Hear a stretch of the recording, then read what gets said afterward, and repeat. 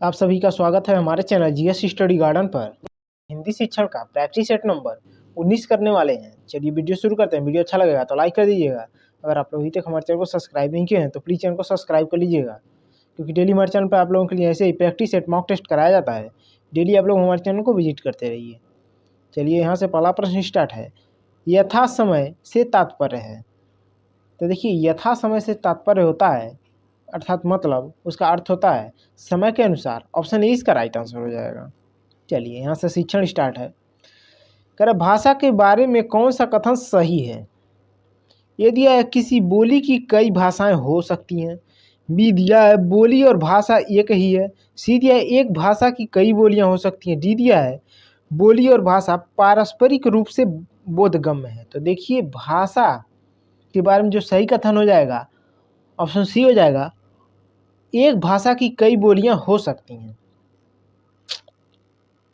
चलिए नेक्स्ट देखते हैं। निपुण क्या है। यदि यह विद्यालयी बच्चों के लिए शिक्षा का कार्यक्रम है। यह विद्यालय के बहुत छोटे बच्चों में साक्षरता, पठन और संख्या ज्ञान समुन्नत करने का कार्यक्रम है। यह विद्यालय के बहुत छोटे बच्चों में पठन और गणितीय कौशल विकसित करने का कार्यक्रम है। यह विद्यालय के बहुत छोटे बच्चों में देशभक्ति विकसित करने का कार्यक्रम है। तो निपुण देखिए जो है यह विद्यालय के बहुत छोटे बच्चों में साक्षरता, पठन और संख्या ज्ञान समुन्नत करने का कार्यक्रम है। ऑप्शन 20 का राइट आंसर हो जाएगा। चलिए नेक्स्ट देखते हैं। करा निम्नलिखित में से किसे ग्राह्य कौशल कहेंगे। ए दिया पठन और श्रवण, बी दिया पठन और वाचन, सी दिया लेखन और श्रवण, डी दिया लेखन और वाचन। तो ग्राह्य कौशल जो हो जाएगा आपका, इसका राइट आंसर हो जाएगा आपका ऑप्शन ए पठन और श्रवण। चलिए नेक्स्ट देखते हैं। करा बहुभाषावाद क्या है। यदि यह विद्यालय में बहुत सी भाषाओं का अध्यापन। बी दिया है कार्यालयी भाषा, सह कार्यालयी भाषा और अंग्रेजी का अध्यापन। सी दिया विद्यालय में शिक्षार्थियों की भाषाओं का शिक्षण अधिगम। डी दिया विद्यालय के रचनात्मक वर्षों में कम से कम 3 भाषाओं का शिक्षण। तो बहुभाषावाद जो होता है हो जाएगा आपका ऑप्शन सी, विद्यालय में शिक्षार्थियों की भाषाओं का शिक्षण अधिगम। चलिए नेक्स्ट देखते हैं। कर कक्षा 2 के एक अध्यापक ने अपने विद्यार्थियों से कहा कि वे शब्द संपदा सीखने के लिए अपने घर से पशु व वाहन वाले अपने खिलौने लेकर आएं। भाषा शिक्षण की दृष्टि से ये खिलौने क्या हैं। ए दिया शिक्षण सामग्री, बी दिया वास्तविक सामग्री, सी दिया वास्तविक वस्तुएं, डी दिया प्रदत्त कार्य। तो देखिए, शिक्षण सामग्री जो हो जाएगा भाषा शिक्षण की दृष्टि से खिलौने जो हो जाएंगे, आपका राइट आंसर हो जाएगा आपका बी वास्तविक सामग्री। चलिए नेक्स्ट देखते हैं। कह कक्षा 3 की एक बालिका शब्दों के प्रत्येक अक्षर की ध्वनि समझ या फिर पढ़ लेती है। वह क्या करने का प्रयास कर रही है।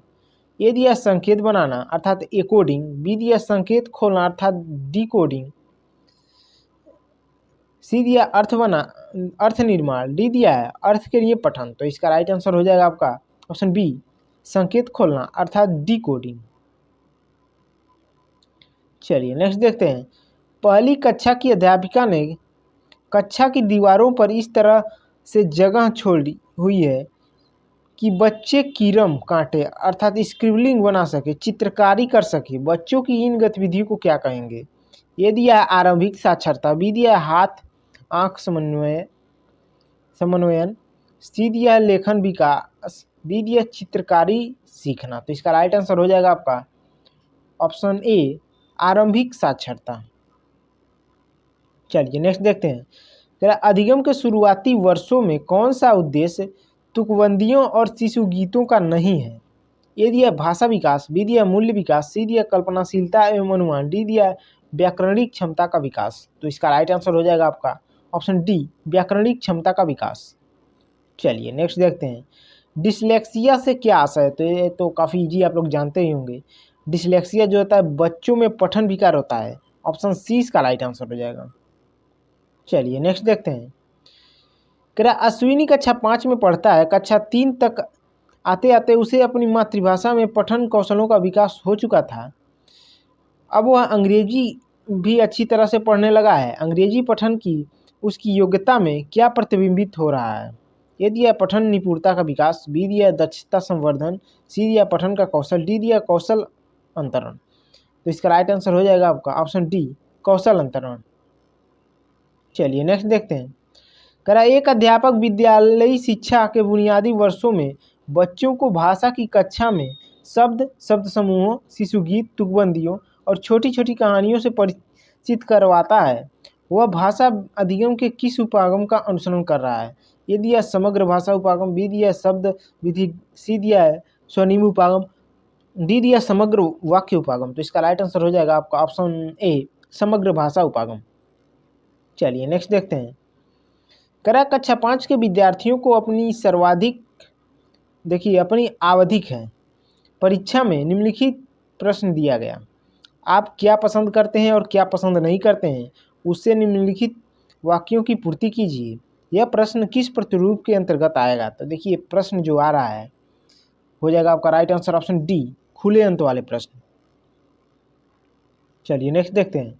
करा कक्षा 4 की अध्यापिका अपने शिक्षार्थियों को एक पाठ्य सामग्री देती है और वह प्रकृति पर अपना ही एक अनुच्छेद लिखती है। यह पाठ्य सामग्री किसके अंतर्गत आएगा?